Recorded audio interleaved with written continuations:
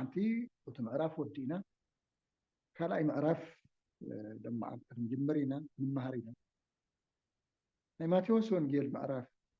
كلتا مستوز حالف معرف حادث تمرتي استتحازئي تمعرف حدا ما يقولتنا مدحنا يسوع كريستوس لداتن حرقة ولدن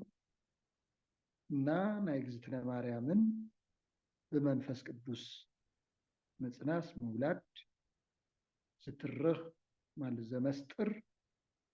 على እግዚአብሔር ይነይ አዝለምውን ሙሱስ ተተሐዘይ ራፍ ክልተ ቁጥር ሓደ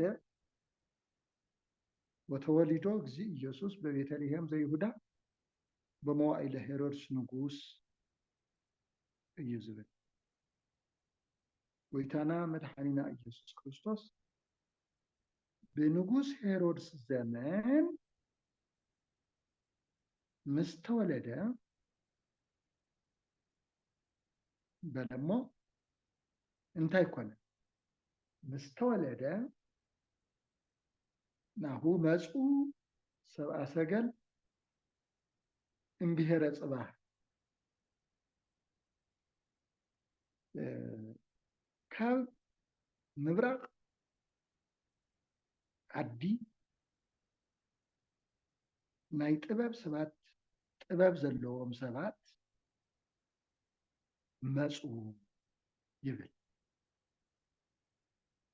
أوزن أوزي وصر حدا قويتانا مدحنا يسوع كريستوس عبي تولده بمن زمن تولده نزبل حتى قلت زبنا مالسي ذهبك على نباب بموائل هيرودس نقوس يلو عفت زمن نسو زنبارة نقوس طقيسو مسكر مرة يعني غيرو قليسوه ونجيلاوي ماتيوس هيرودس كم تزفلت ناي قريخ وكيلي قريكاوي جن ناي ኢየሩሳሌም ንጉስ ምክንያቱ ኢየሩሳሌም በሮማውያንን በግሪካውያንን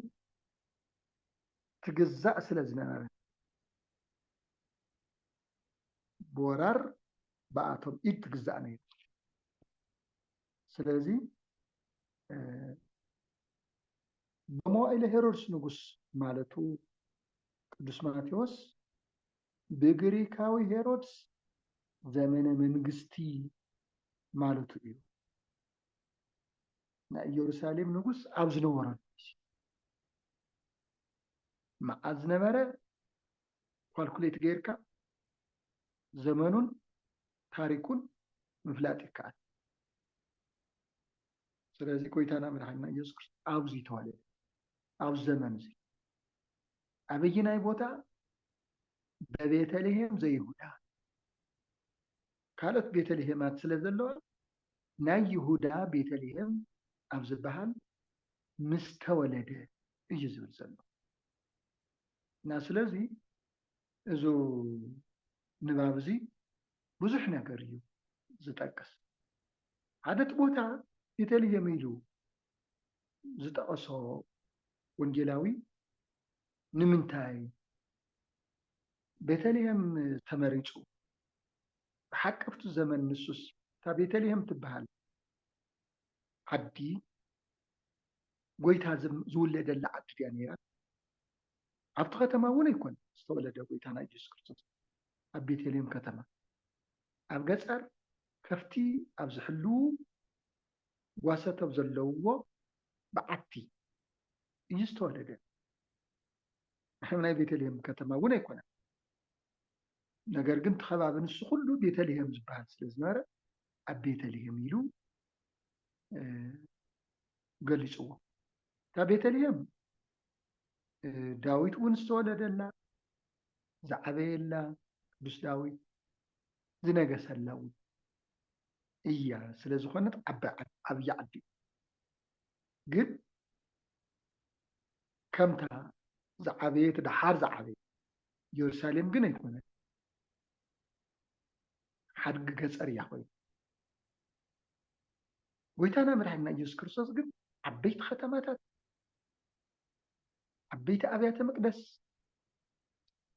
ዓበይቲ ቤተ መንግስታት እናሃለው ኣብታ ናይታ ቤተልሔም ገጠር መባዓቲ ኩለት መሪፁ ፈቂዱ እዚ ኩሉ ትሕትና እዩ እዚ ኩሉ ካሕሳ እዩ ትሕትና ስለዚ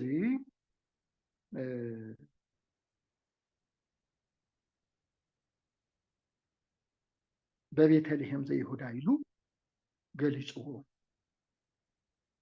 እቲ ዋና ነገር ግን እዚ ከም ዝኸውን ክልተ ዓበይቲ መሰረታውያን ነገራት ተነጊሮም ነይሮም እቲ ሓደ ምሳሌ እዩ ቀዳማይ ይቅርታ ትንቢት እዩ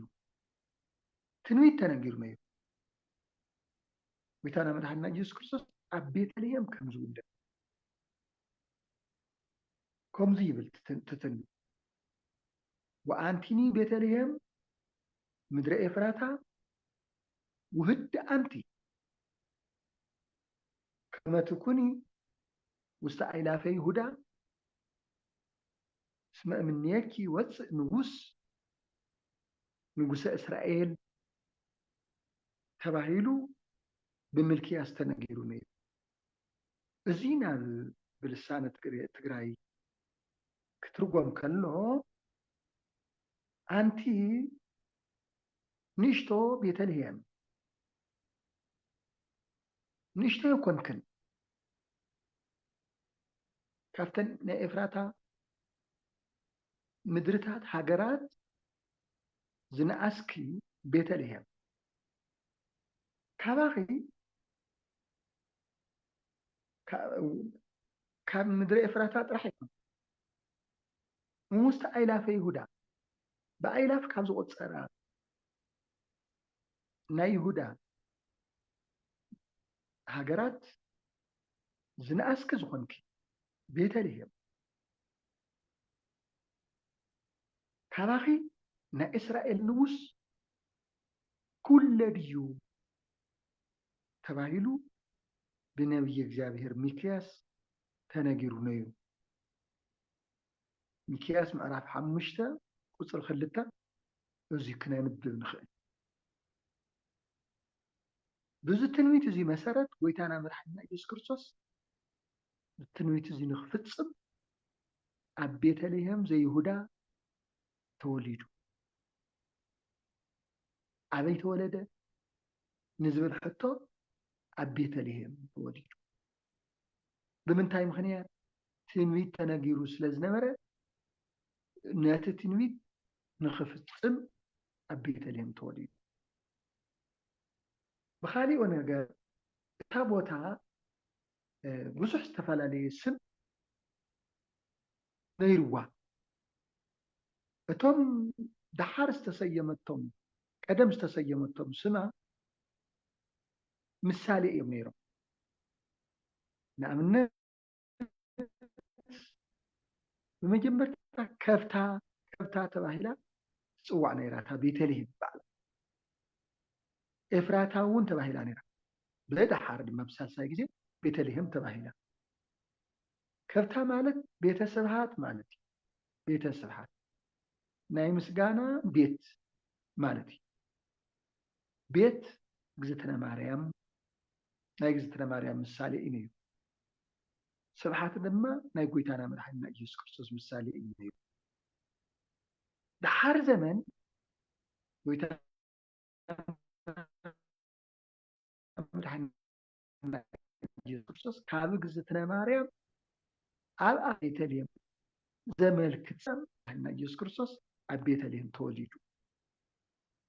ካሊእ ቤተልሔም ኤፍራታ ተባሂላ ኤፍራታ ማለት ፀዋሪተ ፍሬ ፀዋሪት ፍሬ ማለት ፀዋሪት ፍሬ ማለት እዩ ፀዋሪት እግዝእትነ ማርያም ማለት እዩ ፍሬ ድማ ናይ ጎይታና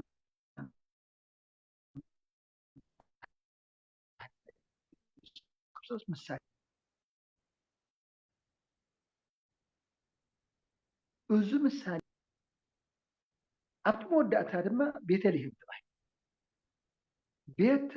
ቤት ማለት ቤት እዩ ልህየም ማለት ድማ ህብስት ማለት ህብሽቲ ማለት እዩ ስለዚ ቤት ናይ እግዝእትነ ማርያም እዩ ህብስት ድማ ናይ ጎይታና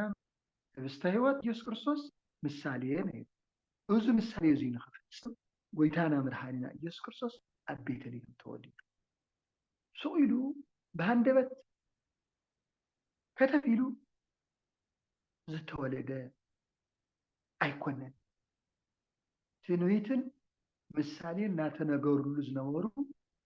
ትንቢት ምስጢር እዩ ዝፍፀም እቲ ካሊእ በመዋዕል ሄሮድስ ምባሉ ወንጌላዊ ኣብቲ ዘመን ንሱ ዋላ ድሓር እውን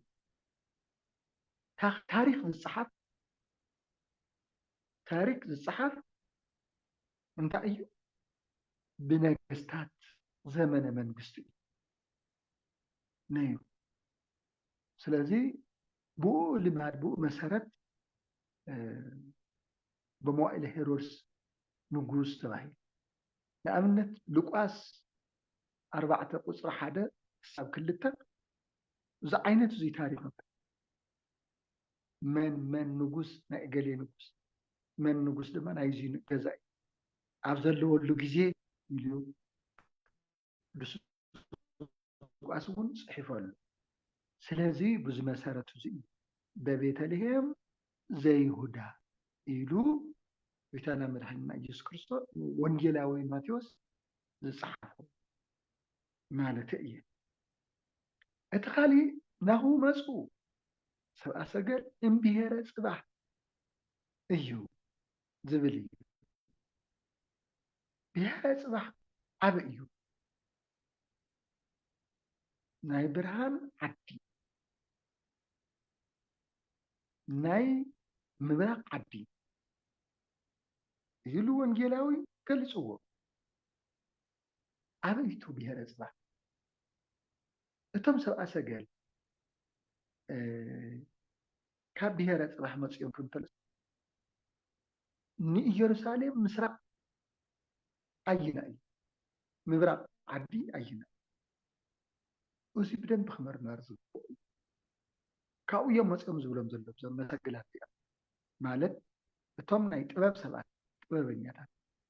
መፅኦም ይብለና ኣሎ ወንጌላዊ እና ርግፅ እዩ መምህራን ብሄረ ፅባሕ ማለት ንኢየሩሳሌም ፋርስ ባቢሎን ኢሎም ብዙሓት ሓቲቶም ብዙሓት ካብ ፋርስ ባቢሎን ዝመፁ እዮም ዞም ጥበበኛታት እዚኦም ኢሎም ሓተታ ሂቦም ኣለዉ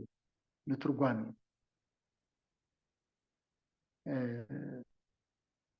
ነገር ግን ብሄረ ፅባሕ ኣይና እዩ ፋርስ ባቢሎን ንኢየሩሳሌም ምብራቅ እዩ እዚ ናይ ጂኦግራፊ ሰሞን ክሕግዙ ይኽእሉ እዮም ምብራቅ ኣይኮነን ንምንታይ ደኣ ብሄረ ፅባሕ በለ ኢልና ደሞ ንሓት ሓደ ታሪክ ፀሓፍቲ ደሞ እቶም ሰብአ ሰገል ዝመፁ እቲ ሓደ ወርቂ ዝገበረ ካብ ኣክሱም ዝኸደ እዩ ሓፂሩ ኢትዮጵያዊ ይብሉ ኢሎም ዝተረኹ ኣለዉ ታሪክ ዝፀሓፉ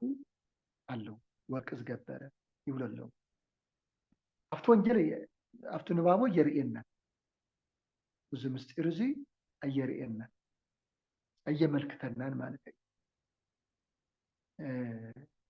ነገር ግን ካበይ ዳ እዮም መፅኦም ሓደ 2 ዓመት ሙሉ እዮም ዝተጓዓዙ እዮም እዚኣቶም ክልተ ዓመት እሞ ናይ 2 ዓመት መንገዲ ድማ ርግፅ ካብ ትግራይ ተላዒልካስ ኢየሩሳሌም ንምብፃሕ ኣብ 2 ዓመት ደይብፃሕ ካሊእ ሕቶ ኮይኑ ናይ 2 ዓመት ጉዕዞ ተጓዒዞም እና ብሄረ ፅባሕ ዋና ምስጢሩ ግን ብሄረ ፅባሕ ማለት ብርህቲ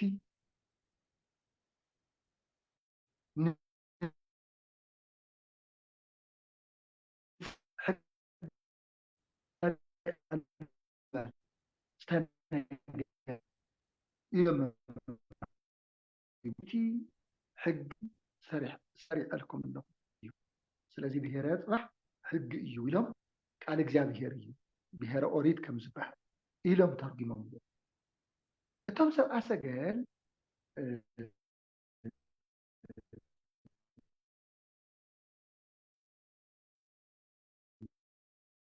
እንታይ እዮም ሒዞም ዝመፁ? እንታይ ከ ይብሉ ነበሩ? ይሓቱ ነይሮም ኣይቲሃ ኣሎ እንዘይብሉ ኣይቲሃ ኣሎ ዘተወልደ ንጉሰ ኣይሁድ እስመ ኮከበ ዚአሁ ወመጻኢነ እምርሁብ ብሄር ምስራቅ ከመ ንስግድ ሎቱ ንክንሰግደሉ ካብ ምብራቅ መፂና ኢና እሞ ናይ ኣይሁድ ንጉሶም ዝተወለደ ኣበይ እዩ ኣበይ ኣሎ ኢሎም ሓቲቶም እናሓተቱ መፂ ንጉስ ኣይሁድ እዮም ዝወለዱ። እዚ ቃል እዚ ሕልፊ ንቤተ ኣይሁድ ከቢድ እዩ። ንጉስና ተወሊዱ ኢሎም ብሓደ ወገን ክሕጎሱ ይኽእሉ፣ ብሓደ ወገን ድማ እዚ ንጉስና ኣይኮናን ኢሎም ክቃወሙ ይኽእሉ። ስለዚ እዞም ጠቢባን እዚኣቶም ግን ኣይቲሃ ኣሎ ንጉሰ እስራኤል ዘተወልደ ንጉሰ እስራኤል ንጉሰ ኣይሁድ እናበሉ እዮም ዝመፁ።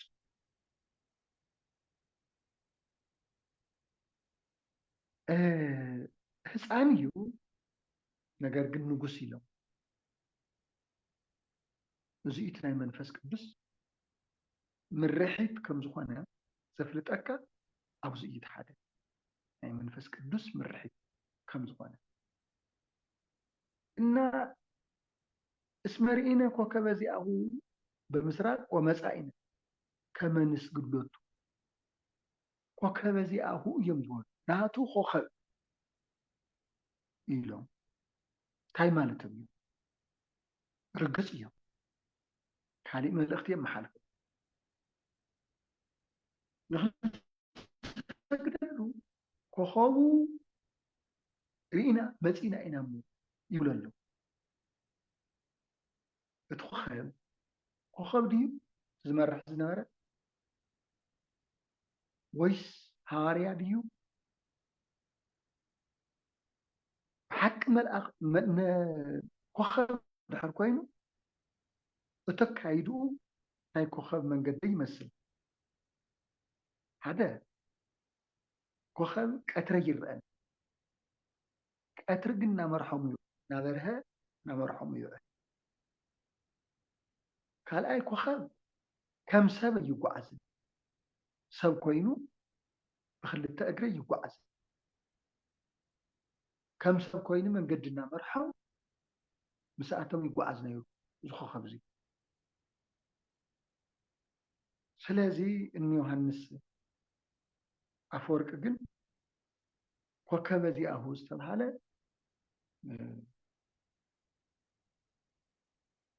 ናይ ተፈጥሮ ኮኸብ ኣይኮነን መልአክ እግዚኣብሄር እዩ ኢሎም ተርጊሞም መልአክ እዩ ኢሎም። ምክንያቱ እቲ ዝኾነ ዝነበረ ሓደ ቀትሪ ብምጓዓዝ ኮኸብ ከም ዘይኮነ የረድእ። ካልኣይ ኣብ ሰብ ክበፅሕ ከሎ ይስውሮም ነይሩ እዚ እውን ኮኸብ ከም ዘይኮነ ይገልፅ። እንድሕር ደኣ ምስዋር ነይሩ ለባዊ ነባቢ ፍጥረት እዩ ማለት እዩ። ስለዚ እዚ ኮኸብ እዚ መልአክ እግዚኣብሄር እዩ ኢሎም መምህራን ብቃል ይትርጉሙ ኢሎምዎ ማለት ተርጊሞም ሕልፊ ዮሃንስ ኣፈወርቂ ስለዚህ ከም ንስግድለቱ እዮም ልብ በሉ እዚ ኣይቲ ሃለ ንጉሰ እስራኤል እዮም ዝብሉ ኣብዚ ቁፅሪ እዚ ክበፅሕ ከሎ ግን ከመ ንስግደቱ ኢሎም ንክንሰግደሉ ምንታይ ክንሰግደሉ ኣበየሉ ኢሎም ሕዚ እዚ ሓደ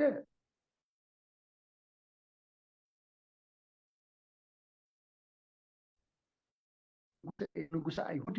እዚ ዝነበረ ንጉስ ሕዚ እዚ ክሰምዕ ከሎ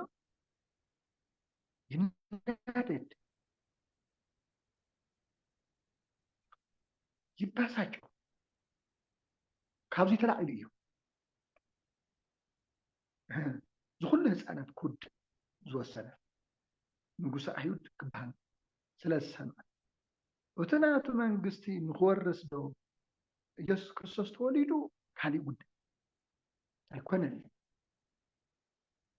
ባዕሉ ዝፈጠረ ስግኣት እምበር ሄሮድስ ዝፈጠረ ስግኣት እምበር ዘስግኦ ነገር እዩ ግን ህፃን ኢሎም ንጉስ ኢሎም ንጉሰ ኣይሁድ ኢሎም ሳልሳይ ድማ ከመ ንስግድ ንክንሰግደሉ ኢሎም ንሄሮድስ ኣይሰግዱሉ ንሄሮድስ ኣይሰግዱሉ ንኢየሱስ ክርስቶስ ግን ገና ብህፃኑ ከመ ንስግደቱ ኢሎም እዚ ኩሉ ሄሮድስ አናዲዱ ነይሩ እና በዚህ መሰረት እዚ ወመፃኢነ ከመ ንስግደቱ ወሰምዖ ሄሮድስ ንጉስ ደንገፀ ወተሃውከ ወኩላ ኢየሩሳሌም ምስሊሁ ሄሮድስ ድማ እዚ ምስ ሰምዐ ደንገፀ ተሃወኸ ንሱ ጥራሕ ኣይኮነን እታ ከተማታ ኢየሩሳሌም ንጉሰ ኣይሁድ ንጉሰ እስራኤል ተወሊዱ ስማዕ ከሎ ተሃወኸት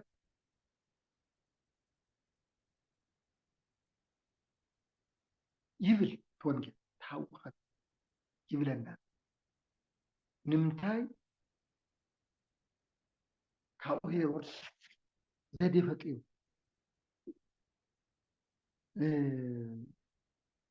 ነቶም ዘመናት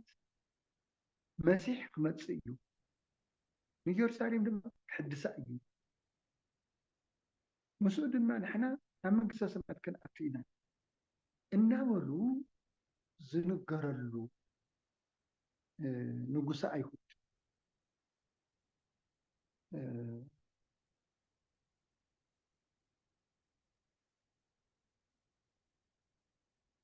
ገይሮም እዚ ኢልናበሉ ዝፅሕፉ ፀሓፍቲ ሊቃነ ካህናት ኣኪቡ ብምስጢር እዩ ዝኣከቡ ኣብ ምስጢር ቦታ ገዛ ኣኪቡ ሓቲትዎም ኣይከሃሉ ንጉሰ ኣይሁድ ንጉሰ እስራኤል እናበሉ ሰብኣ ሰገል ስለዝመፁ ንጉሰ እስራኤል ኣበይ ይውለድ ትፈልጡ ዶ እንታይ ትንቢት ኣሎ እቶም መፅሓፍትኩም እቶም ብሉይ ኪዳን መፅሓፍትኩም እንታይ ይብሉ ኣበይ ዝውለድ ኣይሁዳዊ ንጉሰ እስራኤል ኢሉ ሓቲትዎ ነይሩ እዚ ተንኮል እዩ ካብኣቶም ምስጢር ንክረክብ እሞን ጎይታና መድሓኒና ኢየሱስ ክርስቶስ እወ ኣብዚ እዩ ዝውለድ ገለ ኢሎም ክናገርዎ እዩ ሓሲቡ ርግፅ ንሳቶም እውን ከምተ ዘለ እዮም ዝነገሩ በቤተልሔም ዘይሁዳ ኢሎም እውን ኣብ ናይ ይሁዳ ቤተልሔም እዮም እዩ ዝውለድ ትንቢት ስለ ዘሎ ወኣንቲኒ ቤተልሔም ምድሪ ኤፍራታ ይትታሓቲ ነገስተ ይሁዳ እስመ እምኔኪ ወፅእ ንጉስ ዘይርእዮም ለህዝቢ እስራኤል ወገነታተይ እስራኤል ዝሕልዎም ዝጓሲሮም ንጉስ ካባኺ ስለ ዝውለድ ካብተን ናይ ኣብያተ መንግስቲ ናይ እስራኤል ኣብያተ መንግስቲ ትበልፅ እምበር ኣይትንእስን ኢኺ ኢሉ ትመልስ እምበር ኣይትንእሰኒ ይኽእሉ ሚክያስ ተናጊሩ ስለ ዝነበረ እዚ መሰረት እዚ ጠቂሶም ነጊሮም ንሄሮድስ መን እቶም ሊቃነ ካህናት ጸሓፍቲ ፈሪሳውያን ዝበሃሉ ብሓደ ወገን ድማ ንሱ ድማ ነቶም ሰብኣ ሰገል ብካሊእ ወገን ፀዊዑ ንጉሰ ኣይሁድ ዝበልኩምዎ ዝውለደሉ ቦታ ቤተልሔም እዩ ኢሉ ነገሮም ልክዕ ባዕሉ ከም ዝፈለጠ ሓቲቱ ዘምፅኦ ኣይኮነን ትምልሲ ማለት ባዕሉ ተመራሚሩ ዘምፅኦ ኣይኮነን ሓቲቱ ዘምፅኦ እዩ እና ቤተልሔም እዩ ኢሉ ነጊርዎ ብድሕሪኡ መዓዝ ርኢኹምዎ ዝኮኩ እዚ መዓዝ ኢኹም ርኢኹምዎ ኢልዎ ሄሮድስ ንሳቶም ክምልሱ ከለዉ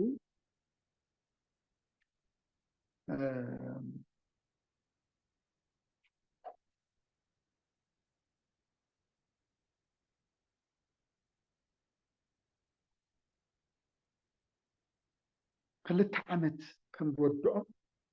ነጊሮም ቅድሚ 2 ዓመት ከም ዝተርአዩ ካልኣይ በቤተልሔም እዩ ኢሉ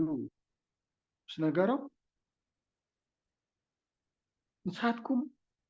እዚ ንጉሰ እስራኤል እዚ ህፃን እዚ እንድሕር ረኺብኩምዎ ንዓይ እውን ንገሩኒ ምእንታን ክሰግደሉ እዩ እዚ ሓሳዊ ተንኮለኛ ውህሉት እዩ እዚ ንክሰግደሉ ኣይኮነን ንክቀትሎ እዩ ኣነ እውን ምእንታን ከማኻት ንክሰግደሉ ምክንያቱ ንሳቶም ከመ ንስግድለቱ ኢሎም እዚኣ ናቶም ደካማ ጎኒ ርእይዋ ኣነ እውን ክሰግደሉ እንተኢለዮምስ እምበኣር ሕራይ ምስ ረኸብናዮ ክነግረካ ኢና ክብሉን እዮም እዞም ሰባት እዚኣቶም ነቲ ንጉስ ነቲ ህፃን ክስገደሉ ዝደልዩ ሰባት እዮም ኢሉ እዩ ብቱ ደካማ ጎኖም ንምእታው ኣነ እውን እንታን ክሰግደሉ ኢሉ ሰነዮም ሰደዶም ኪድ ኢሉ እቲ ኮኸብ ድማ እናመርሐ ኣብ ቤተልሔም ኣብፅሖም እናመርሐ ካብኡ ኣብታ ጎይታና መድሓኒትና ኢየሱስ ክርስቶስ ተወለደላ በዓቲ ምስ በፅሐ ቆመ መልእልተ በዓቲ ሃባሃሎ ህፃን እቲ ኮኸብ ኣብታ ጎይታና መድሓኒትና ኢየሱስ ክርስቶስ ህፃን ኮይኑ ዝተወለደላ በዓቲ ጠጠው በለ ቆመ ካብኡ ጠጠው ኢሉ ምስ ረኣይዎ እቶም ሰብኣ ሰገል ተሓጎሱ ተሓጎሱ ካብኡ ድማ ናብቲ በዓቲ ኣተው ኪድ እንትበሉ ህፃኑ ምስ ኣዲኡ ረኸቡ ወባዊኦም ረከብዎ ለህፃን ምስለ ማርያም እሙ ኣትዮም ድማ ምስ ኣዲኡ ማርያም ነቲ ህፃን ረኸቡ ይብለና ኣለዎ ወንጌላዊ ማቴዎስ ረኸብዎ ምስለ ማርያም እሙ እዩ ኢየሱስ ክርስቶስ ንዝደለየ ሰብ ምስ ኣዲኡ ማርያም እዩ ዝረኽቡ ከም ዝረኽቦ ይረድአና ምስ ኣዲኡ ማርያም ረኺቦም ኢየሱስ ክትብል ከለኻ ክርስቶስ ክትብል ከለኻ ማርያም ካብ ማርያም ተዘይልካ ጉድለተ ናይ ሃይማኖት ሽግር ረከብዎ ለህፃን ምስለ ማርያም እሙ እዚ እዩ ዝብል እቲ ህፃን ምስ ኣዲኡ ማርያም ረኸብዎ ድሕሪኡ ኸ ወድቁ ሰገዱለቱ ወዲቆም ድፍእ ኢሎም ሰጊዶም ነቲ ህፃን سجدوا نمتى سجدوا نقصي لهم ديو نقصي وين حوارو زهز زي لهم ديو أيقونن أملاك محمد بمنفس قدس ترديهم ويتم أملاك محمد ترديهم سجدوا له وأرحاو مزاجتهم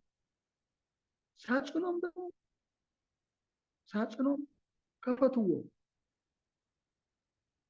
وأولت أمها دما أقرأوا له انتهي ورقي أتان كربي زيهم زورم ثلاثة عبيتي نوايات أقريبهم وزين نستقلهم نرد نهزان ورق أتان كربي انتهي قبل نوح ترقم لنا كنت ترقم أين سلازي وأولت أمها ورق كربي وسجينة كاب زبل تلعلنا عرفت زقصل خن مهارين نوحي أنا حتى تنوحي إذا خنا قارصو أي كبأن أما أخلو خينا حاصرة عاوزي لما أنتي يا أخلنا صري عسرت حد حزنا وأولت أمها ورق كربي وسحينا زبل جمرنا كن مهارينا سلا زدام سكومني እግዚአብሔር ያበለኝ በታሪክ ግን አስተውሉ ነስተውሉ ይከ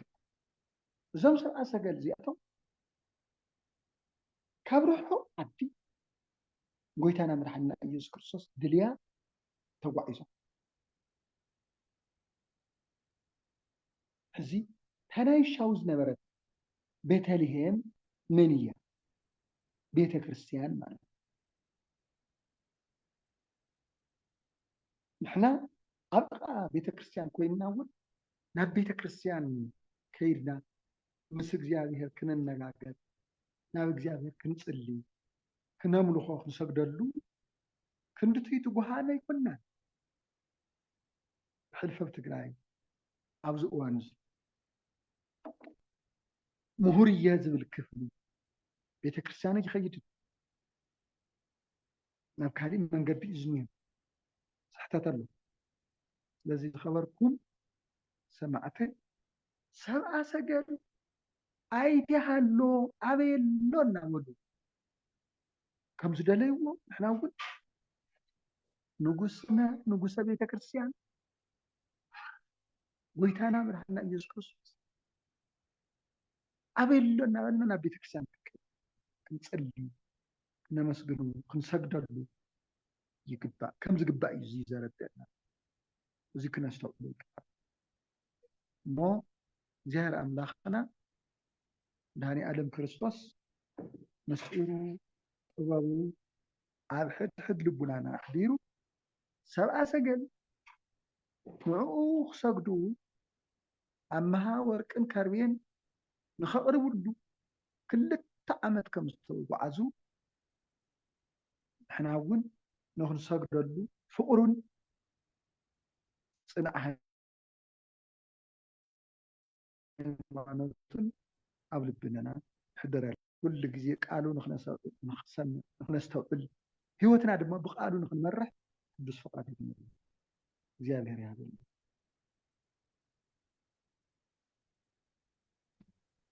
آمين